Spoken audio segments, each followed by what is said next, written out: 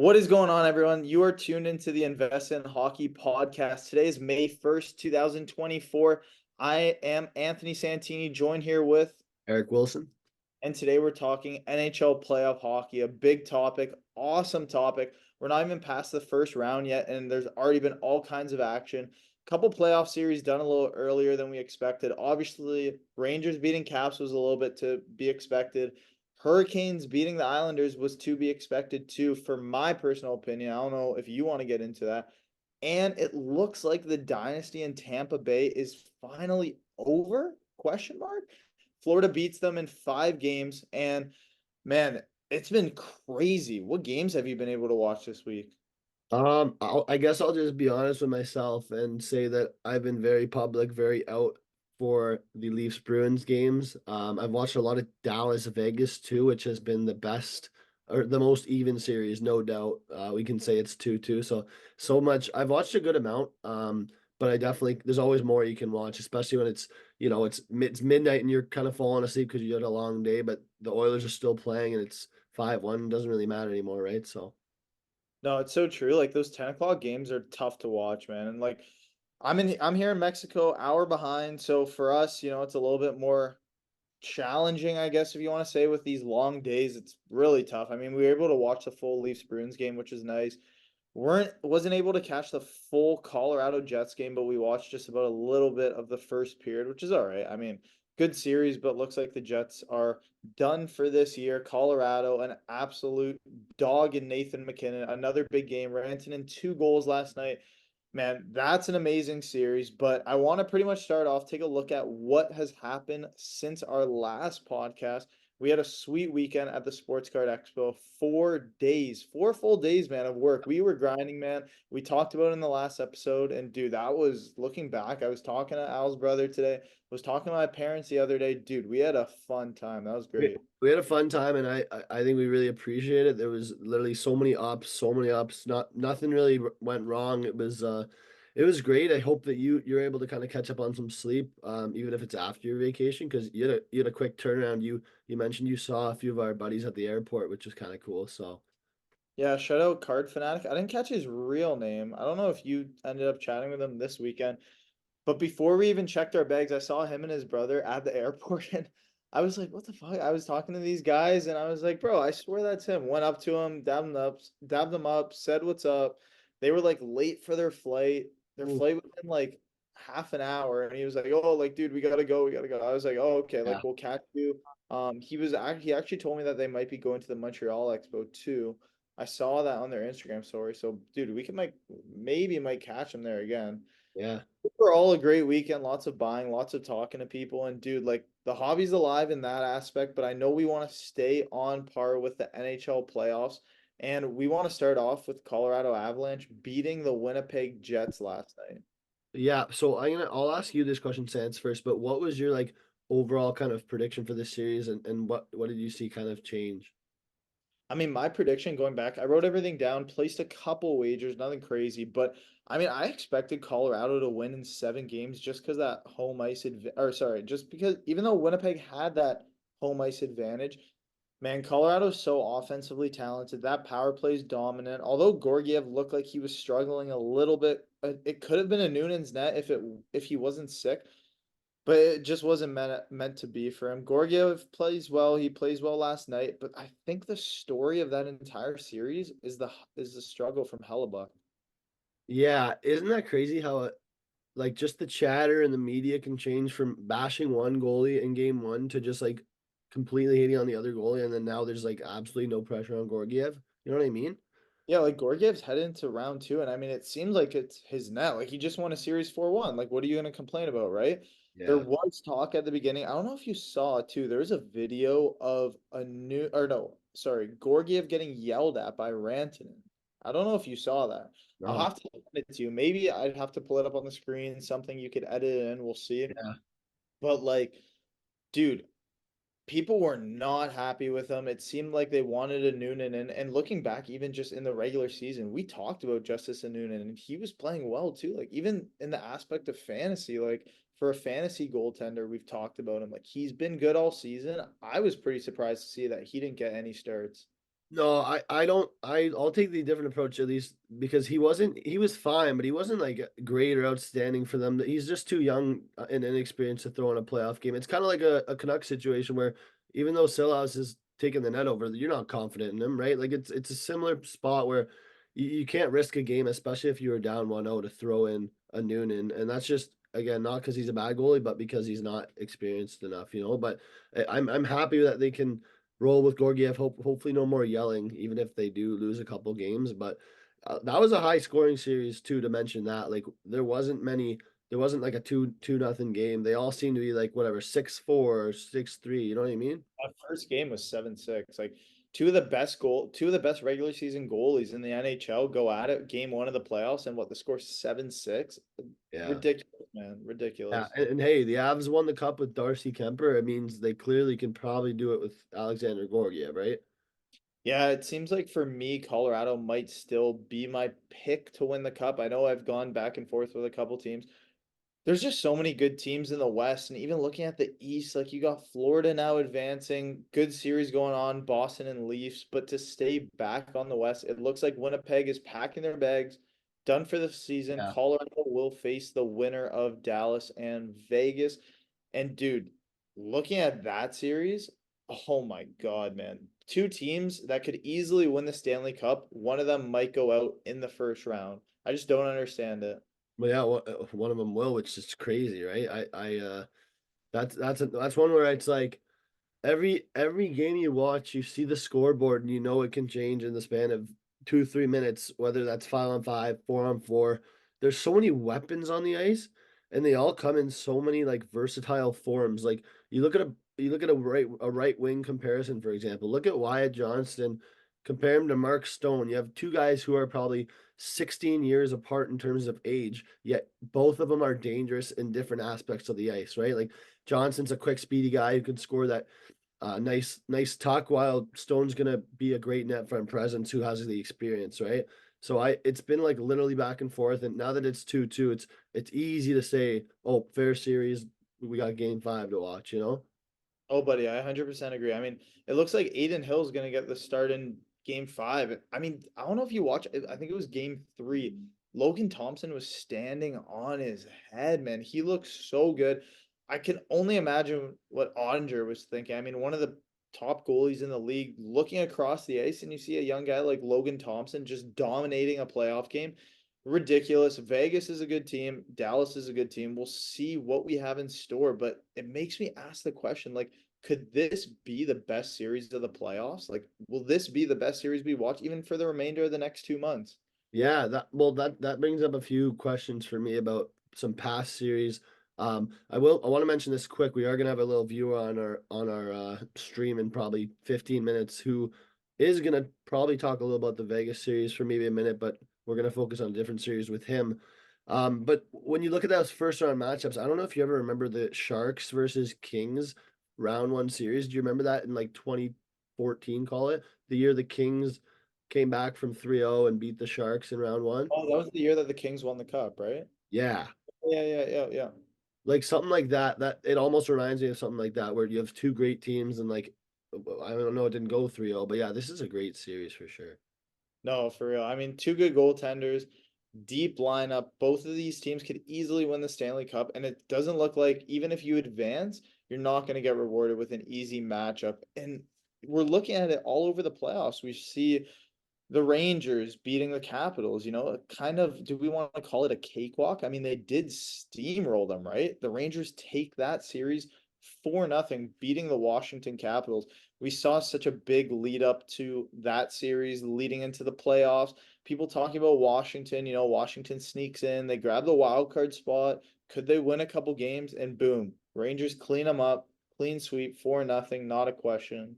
Yeah, and I think as you kind of look at that series, that I've said it on maybe one or two podcasts. I've said it a lot more just in terms of dialogue and discourse with people out on the street or at home or whatever, but my true opinion is that the West is going to beat each other up, right? And I think the East conserves that energy, has longer breaks in between series, and I think they're just going to be more prepared for the Stanley Cup final. And it surely is looking that way with the Hurricanes, which we'll get to soon, and the Rangers, like you said, winning 4-0. And I mean, credits to the Caps for making that the scoreboard look close in most of those games. Yeah, I guess you could say that, right? At the end of the day, it's playoff hockey. You got to get the job done. They just couldn't do that. And like you said too, the West beating each other up, the East beating each other up. There's a lot going on right now. I don't know if you remember, but last year, Jack Eichel was on the Sandbagger with Spin Chicklets, Paul Bissonnette, Ryan Whitney, all those boys. And he said to them when they were chatting on the golf course, even though we beat Florida in the Stanley Cup Finals, we could have easily played another 7 game series. I don't think there's going to be a lot of teams that could say that. That's crazy to say too. Exactly. I don't think there is, especially you might have seen this, but Tampa after getting knocked out showed that injury list, which like, it had a lot of depth players on it, like, Radish, I think a Semont was on it, like a lot of depth guys, but they all had injuries that were lingering and they matter at the end of the day, right? Oh, dude, for real. I mean, like we mentioned before, is the dynasty done in Tampa? Although they battled injuries, they lose to Florida. They lose in, was it, I think it was game 5, right? Series was 4-1. Yeah, 4-1 They series. almost got swept. They lose to Florida. Florida's a good team again, man. They're good again. And it's almost like no one expected it. Last year, obviously, no one expected them to go to the finals, even though they were in the finals last year. I remember having a conversation. I think it was either you or my dad, and we were talking shop, whatever it was. And I said, you know what? I think Davis as well agreed. He was in this conversation. So then maybe it was me, you, and Davis. And we were saying this might be the first team since, I guess, Montreal to make the finals and then not even make the playoffs the next year. Not only do they make the playoffs, they make it handsomely and just slap around the Tampa Bay Lightning in 5 games. Yeah, and that's getting to that Florida series there where you got a true rivalry in terms of, geographic location. It's sad to see the Lightning out, and I think that they deserve to, go further, call it. But at the end of the day, when you look at individual accomplishments, like they played good hockey. Stamkos had 5 goals in the series. Like, what more can you ask out of those guys? Like, even though you only played 5 games, they showed up. You know what I mean? Yeah. Yeah, So it kind of asks the question too, even just talking about Stamkos, that, why doesn't he have a contract right now? I guess they can't agree either on term, on pay, whatever it might be. But if you're the Tampa Bay Lightning, how can you not look at Steven Stamkos and reward him for his play through the past couple years? I mean, multiple Stanley Cup finals, multiple Stanley Cup rings, multiple Rocket Richard trophies. Like this guy is legit, and I maybe he just wants too much money, maybe he wants more term, maybe Tampa doesn't want to pay him, maybe they don't want him back. No one knows the exact story, but I think what they do know is that Steven Stamkos wants to stay in Tampa. He's motivated to keep that role as a key piece in that lineup and try and hold this dynasty together because this year, although they were in a wild card spot, they're out in the first round. yeah, I guess I can before we move on to that next series, I think I could say that I believe they're gonna still be a playoff team for the next 2 seasons. And I just think it's because they have the core and the heart and the locker room. Whether they finish in a wild card spot or not, like when you assess teams that didn't make the playoffs compared to Tampa, it's just like you start again with the backbone and net, and you look at who you got, and you say, okay, we trust this core, right? I mean, how can you not trust a core like that? A core that's won multiple Stanley Cups, multiple playoff runs, faced adversity. You have Kucherov, who just had 100 assists, might win the Hart, is my Hart winner personally. And you have Vasilevsky, who could be in contention for the best goaltender in the NHL every single year, the past 5 years, and probably for the next 5 years as well. Oh yeah.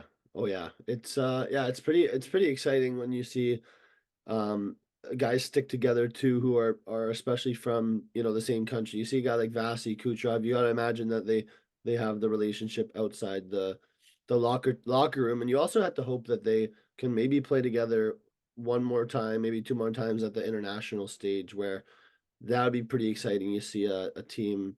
I mean, Russia's kind of yet to put aside because we don't know if they're going to be competing. But at least when you look at Canada, you're going to look at Stamkos maybe getting to play with a guy like Point and at least ending their career off on a good note. Yeah, I mean, with Russia, we'll see what happens in the next couple of years with the Olympics. I think that's coming. 2, 3 years from now. I know next year, next January, during whenever the All-Star game is supposed to be scheduled, is that final or four nations face off. And I think it's what, Sweden, Finland, Canada, USA, I'm pretty sure is the four teams. So Russia will not be in that, obviously. But Yeah. maybe down the road, imagine having that tandem. Oh my Yeah. goodness. Not Oh yeah. even goal. Imagine the goals against average. Yeah. How can you even decide who your goalies are going to be on a team like Russia when you got Shasty, Sorokin, Vasilevsky? There's probably a bunch of others that we're not even mentioning. You know what I mean? So And it's ridiculous for them. We'll see down the road. Another team that I want to talk about, another series that is complete and looks like two goalies that were going at it. Looks like Varlamov takes the net and Sorokin loses it in the playoffs after what I'd call an above average regular season for him. But seems like Patrick made the call to put Semyon Varlamov in net, and it did not pay off for the New York Islanders. it's sad, not sad. At the end of the day, competition between goalies is healthy, and we've talked about it. I hate to bring up my Bruins. I know we'll get to them later, but clearly competition can get goalies to rise to the top. And we see Sorokin's had some great seasons, some great games where he helps that team win 2-1, 3-2.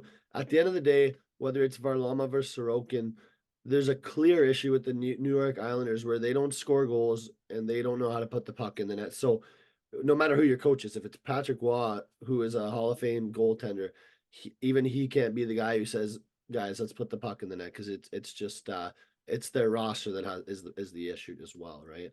Yeah, I mean, I agree. Like their roster wasn't, I don't think, built to win a Stanley Cup. I don't think they were really in contention. I mean, when you go up against a team like Carolina, that's exactly what the result's going to be. You run into a hot Frederick Anderson, a deep lineup. You run into Kuzi, who they got at the deadline, Jake Ensel, like a lot of good additions that came at the deadline that made a team like Carolina that was already offensively, built even better because that was their issue last year in the playoffs. And we had that conversation. Can Carolina really score to keep up to pace with some of these other teams? Like Colorado, Winnipeg, Dallas, Vegas, like all these other teams that are playing well coming out of the West, will they be able to, match up well with them when the time comes? Yeah, and honestly, and yeah, seeing a series end in five is obviously better than a sweep, but it did seem like it had to be done in five, or else it would have been a little too close for comfort because this last game five here was the Isles were on the road, and if they somehow were to squeeze out a win, then you're going back to home ice for game six. I mean, the Isles, I wouldn't say they have an amazing crowd, but they definitely can get loud for playoff time. And I think like ending in five was kind of the perfect result in terms of my bias there, obviously with the Canes being my Stanley Cup pick, but like a good series. Nothing. I wouldn't say there was any outstanding like players. It was more just the overall Canes team just dominated, right? So No, I agree. It was a series that was meant to be taken by the Hurricanes. Even the Islanders grabbing one game was already a surprise in itself for me. I kind of had the Rangers taking the series in six. That's what I was thinking. But we were all over Hurricanes in four. They grab it in five. They march along just as they were supposed to do, and exactly what you have to do come playoff time. But another series looking back at the Western Conference, Canucks Predators, a series that was supposed to be done last night, could have been done last night, but the Canucks weren't able to get the job done. 2-1 game, Predators win it, and the Predators are hanging on, man. You can't let them do that. You can't let a team get hope. You can't let them hang in a series, and they grab one last night. Looking forward to Game 6 and see what that has in store. yeah, it's you can't let them do that. Just like the I'll stick to this series, but you can't. I don't know, man. They had a 1-0 lead. A 2-1 game sucks because it's like, again, anything can happen, right? You could score a goal, tie the game, go to OT. Um, for me, this is just a reset point for the Canucks where you got to say, okay, how are we going to play our best hockey against the Predators, and like how are we going to kind of maintain our structure without worrying about our netminder because things can change. We don't know if Silas will get the net back. Obviously, he only let in 2 goals, but that series has been weird in the sense where the shots on goal totals. I'm sure you've kind of noticed that a bit. They've been so fluctuating. You know what I mean? I mean, the goalies are given a challenge in itself, right? Like you had Demko in game one, then you move to DeSmith. DeSmith is hurt. You get Silovs. who, I mean, personally, I don't think he was expecting to even start a game in this playoffs. Why would Yeah. you? Third goaltender didn't even dress when Demko was playing. DeSmith is on the bench. Didn't even dress. And out of nowhere, they need him bad, not only for this series, but maybe against next series if they're able to win against the winner of Oilers and Kings, another series that we'll get into in just a moment. A player I kind of want to not call out, but shine the light on a little bit with was Elias Pettersson, and I'll kind of put him in that same spotlight as Mitch Marner right now because they're two players that aren't really performing to their full potential based on their salary. And I've seen so many things on social media talking about, should players be criticized? Should we talk about them? Do we have to? Why do we? And I don't remember who it was. I think it was Brian Burke. Maybe I could be wrong, or maybe it was someone on Spin Chicklets, but they were saying, you know what, if you're gonna get paid like a top dog, you need to play like it. And it doesn't seem like Elias Pettersson is really doing that right now for Vancouver. He's not taking that to them to that next level. He's almost the anchor that's holding them back. -3 in these 5 playoff games, I'll tell you that, which isn't the prettiest, especially when you miss a wide open net in I think it was game 1 or game 2, which you know, Oh, it might have been game two. Was that the empty net? well, like not actual empty net, but like open net, open Okay. cage, you know. Um, as simple as you put it, that quote's pretty awesome. Yeah, if you're gonna get paid like a top dog, you better perform like a top dog. Flashback 6 months ago, probably episode 10 of our podcast, where I said I didn't think Pedersen deserved more than I want to say. I don't think I said more than Like 11. eight? No, weren't you like saying like eight or nine? So what's he getting paid? Because it was close, but yeah, I don't know. Do you remember what I said? He was getting paid. I don't remember the exact number. We might have to check back. Anyways, we'll move along. I know we got 10 minutes left here. We want to get through the Oilers, and then we do have our special guest coming in shortly. Let's fly through this Oilers. I know they have a chance to win tonight, move on, play the winner of Vancouver Nashville. Dude, I'm hyped for tonight's game. I think the Kings could take it. Obviously, Kopitar grabbed that OT winner just a couple nights ago. Yeah. Yeah, I think the Oilers are beatable still. I really do. Well, they are until you lose to them 1-0 because then you're absolutely just getting beat at every spot, right? Not being able to score a goal against the Oilers just shows a lot of downside for that Kings team, in my opinion. Because if you're going to lose to the Oilers, we all know that it's going to be a high scoring game where you just get outscored because Connor McDavid is shining or Leon Draisaitl is shining. But when you can't score a goal against the Oilers, who are a below average defensive team, something's up. And I think the Oilers are playing their close to best hockey because this is that same hockey that we saw them play against Vegas where they did come close last year but couldn't get the job done. I just honestly, I'll be honest, I think the Oilers are going to take this and just keep rolling, and then they'll be able to start that new series soon, hopefully. Yeah, I mean, the opportunity, the door is wide open for the Oilers right now. If they're able to get through this series, maybe they catch a beat up Vancouver or Nashville team. We've seen so many things on Twitter talking about, could Quinn Hughes be hurt? Is there something going on? He's not playing to his best. So, I mean, the playoff injuries, the people playing through injuries, it's the price of winning. And I know you wanted to get into that. But without further ado, it's time that we have our special guest join. I want to introduce him. I want to thank him for coming. We're really excited to have one of the biggest Maple Leafs fans on this podcast. I think he should be joining just shortly, and we'll get started here. Yeah, we're excited to have him. We'll see. Hopefully, he hops in the lobby in a minute, but it's going to be about our Leafs Bruins series. I'm glad we're saving that till the end, Sans. That's the exciting part. Is we're Bruins fans. We're in Toronto. You're not. You're obviously away right now, enjoying your vacation. But how's that been? Oh, buddy, it's been good. It's been nice. We were able to catch the game yesterday. We were ready to go. Everyone's hyped. It was a crazy atmosphere down at the bar. It was nuts. Even in Mexico, you see how many big hockey fans there are. Yeah, yeah. Honestly, it's been good watching here. Like I said, oh, here he is. Here he is coming in. We'll let his audio connect. But I'm pretty excited for this. There you are. Just throw your video on there. Yeah, you guys can hear me? Welcome to the pod, buddy. How are you? Good, how are you? Thanks for having me, boys. All right, beauty. So let me introduce Jack. So Jack is from Toronto, a good friend, big Maple Leaf fan. I know Eric's an even bigger Boston Bruins fan. I kind of want to let them go at each other. I may take the back seat here. We haven't talked about it all day, all night, nothing. So without further ado, boys. Go ahead. Perfect. All right, Eric. I wanted to ask you though, what did you think of the game last night? Okay, we'll get right to the point.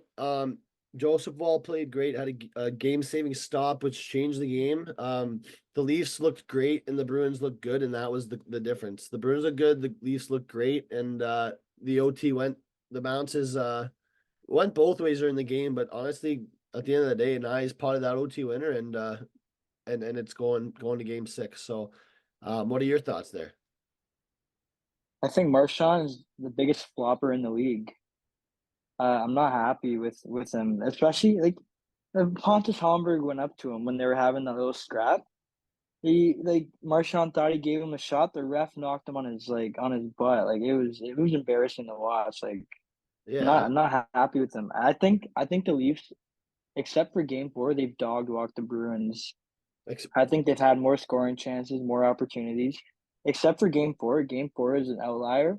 They got like manhandled that game. But every other game, the Leafs have dominated, but Swayman's standing on his head.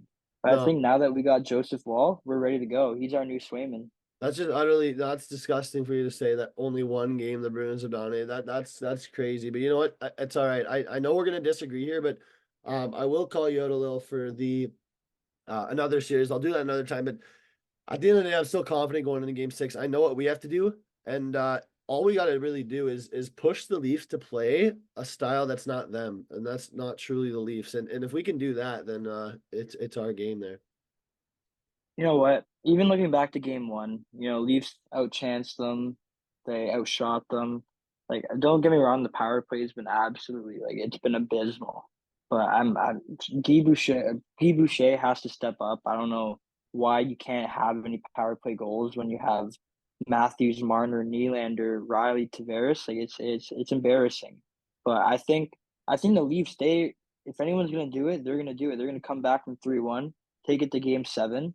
I mean, we know the history of Game 7s, but I think this is a different team, or like a rougher team, a more spirited team. I think if Matthews gets back and I saw he was dealing with concussion symptoms, but I think if he gets back and he starts scoring like he was in the regular season, there's no one stopping him.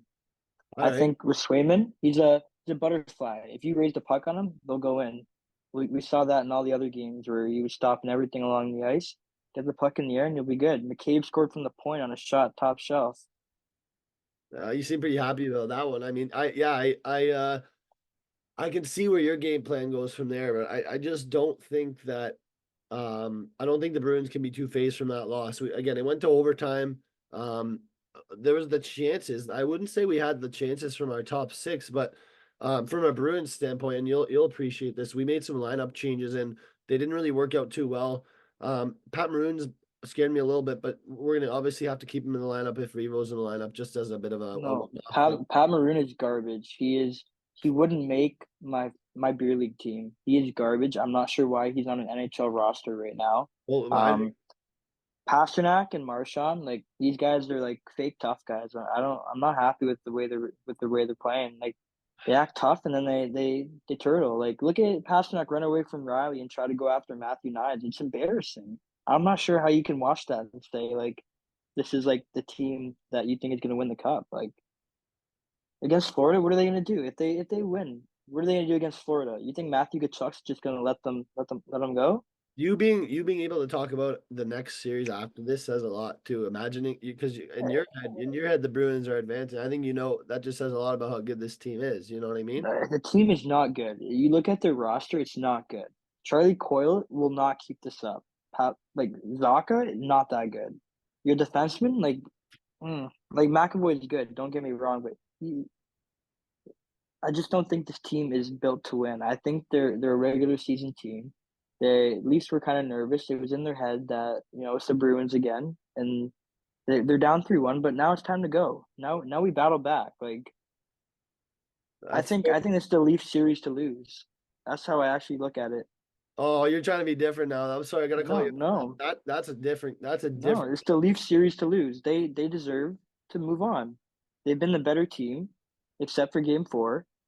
Swayman's held the Boston Bruins into it, but I think this is their series to lose. Like no questions asked. I'm looking forward to some viewer engagement on this video for sure, just because I know it'll go back and forth a little. Hey, I respect everything you say. It's a good debate. I mean, You know what the problem is though? Everyone hates the Leafs. Everyone hates Leafs fans. So like the yeah, viewer engagement is going to be exactly how I think it's going to be. But no one, no one watches the games and actually analyzes them. Like you got to watch these games to see that. Like you can't look at the box score. It doesn't show how the game went. The Leafs have outplayed them every single game but game four. I get it. Samsonov lost us that game 3. 100 he lost us game 3. So for you Leaf to shot you cannot give up a goal from Trent Frederick or whatever his name is. From the it was pretty much the blue line. Low no like low blocker. That's unreal. That can't happen. I gotta say one last thing because we got to wrap things up here. But to Yeah. say that to think the Leafs deserve to win games when they're scoring 1 or 2 goals is utterly disgusting. Sans, if you want to wrap things up here, I think we got 20 seconds or so. But thank you for coming on, Bowl, Yeah. and appreciate it. Yeah, good luck Thursday. Yeah, cheers, Jack, for coming on. We appreciate it. Thanks, guys. We'll be back with episode 26 soon.